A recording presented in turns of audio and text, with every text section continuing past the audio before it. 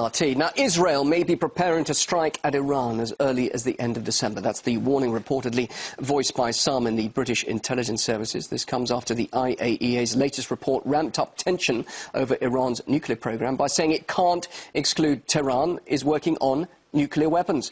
Well, RT's Paula Sleer is watching developments and joins you now live from Tel Aviv. Paula, what exactly have we heard from the British then?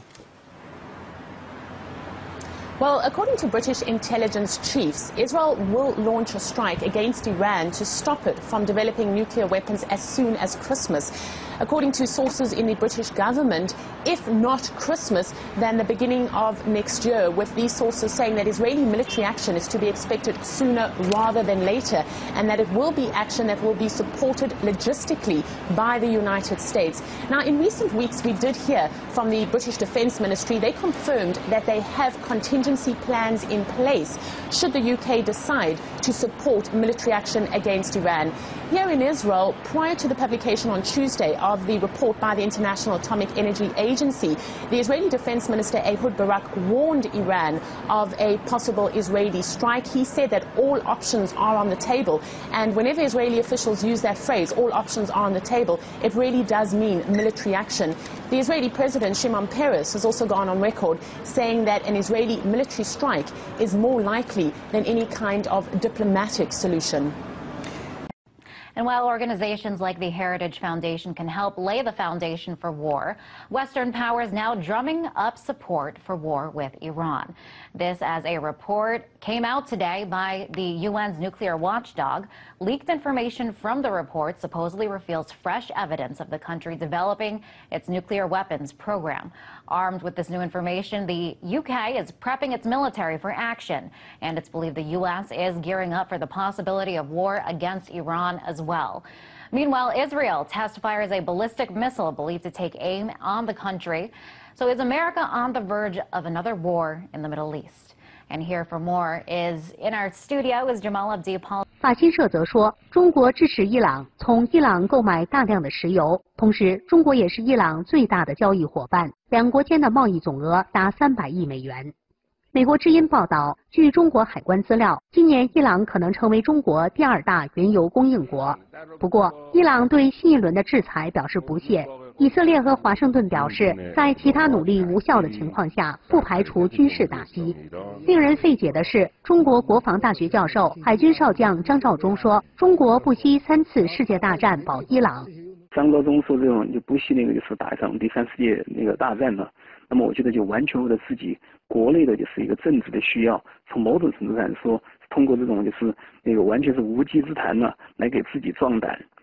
Mr. Jones of North Carolina. For what purposes, gentleman from Texas? With unanimous consent that I take my 5 minutes at this time. Without objection, the gentleman is recognized for 5 minutes. I thank you, Mr. Speaker. Today, the motion to instruct on the comprehensive Iranian sanction bill was passed overwhelmingly. 400 to 11. 11 individuals said that this was not a good idea. I was one of those 11. I'd like to explain why I think the sanction bills against the Iranians is very, very dangerous and not well thought out. Sanctions are very serious. Sanctions are literally an act of war. When you prevent certain goods and services going into a country, it's like a blockade. There's no advantage to us to do this. The sanction bill literally says that any country that trades or sends oil into Iran, we will no longer trade with them. So if Russia sends in oil or gasoline or refined products, or China does, we are theoretically under this bill not to trade with them. Can you think of anything more chaotic than having a trade war with China at this particular time? So often, well-intentioned foreign policy procedures backfire, they have unintended consequences, and there's too often blowback. Today, unbelievably, we are engaged in so many places in the world, and we can't afford it. Our foreign policy costs us $1 trillion a year to operate. We're in 135 countries. We have over 700 bases throughout the world. We are engaged in military confrontation in Iraq, Afghanistan, and Pakistan. We're bombing in Yemen, and as well as having surrogates fighting in Somalia. We're flat out broke. The policy is driving our enemies into the hands of the Chinese, and here we are looking for another war. It makes no sense whatsoever. The conversation today was nothing more than war propaganda on why we have to get ready to bomb the Iranians. There is no proof, according to our CIA, that they're actually working on a nuclear weapon. Now, I'm sure they would like to. Why not? Everybody around them have it, so it would be logical that if they're surrounded and threatened and intimidated with all their people around them, why wouldn't they want one? Well, of course they do. But others have it. They have never been found in violation of the Non-Proliferation Treaty. Never. And yet, Pakistan, India, and Israel, they don't even belong. And they're our friends, and we give them money. Pakistan, they get support from us. They have nuclear weapons, and they have been known to send nuclear technology to North Korea. So the whole process makes so little sense. The language today was used that, well, we have to go in because of the weapons of mass destruction. They're going to have missiles, and they're going to attack us.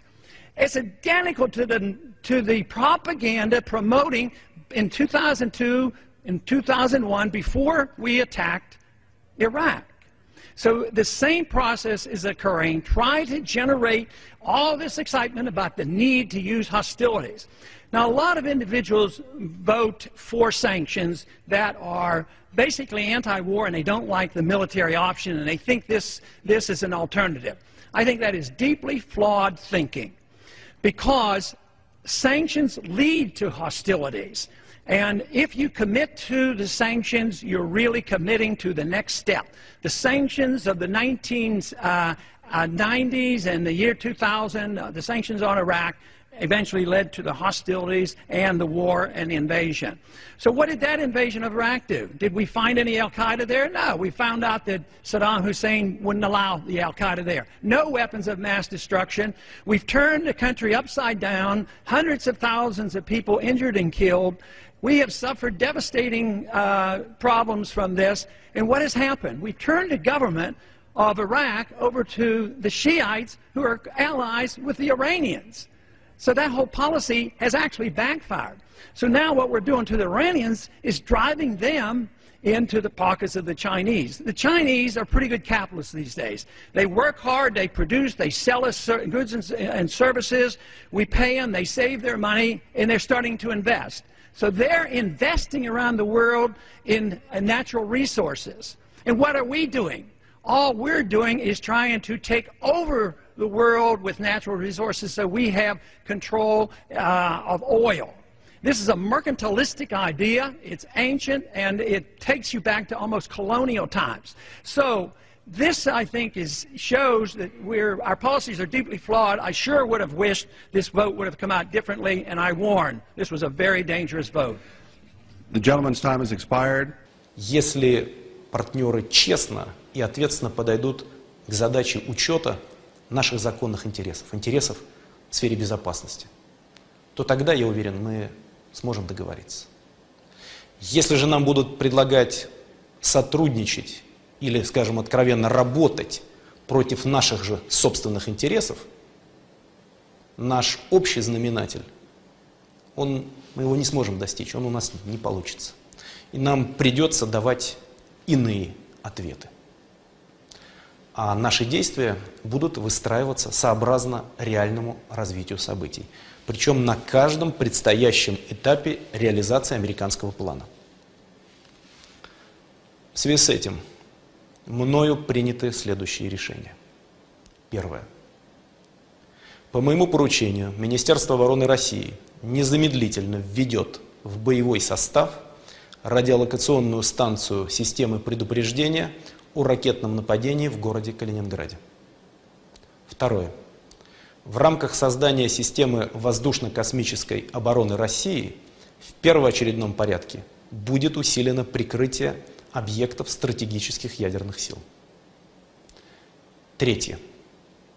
Стратегические баллистические ракеты, которые поступают на вооружение ракетных войск стратегического назначения и нашего военно-морского флота, будут оснащаться перспективными комплексами преодоления ПРО и новыми высокоэффективными боевыми блоками. Четвертое. Вооруженным силам мною поставлена задача по разработке мер, обеспечивающих при необходимости разрушение информационных и управляющих средств системы ПРО. Указанные меры являются адекватными, эффективными и малозатратными. Пятое. Если перечисленных мер будет недостаточно, Российская Федерация разместит на западе и на юге страны современные ударные системы вооружений, обеспечивающие огневое поражение европейского компонента ПРО.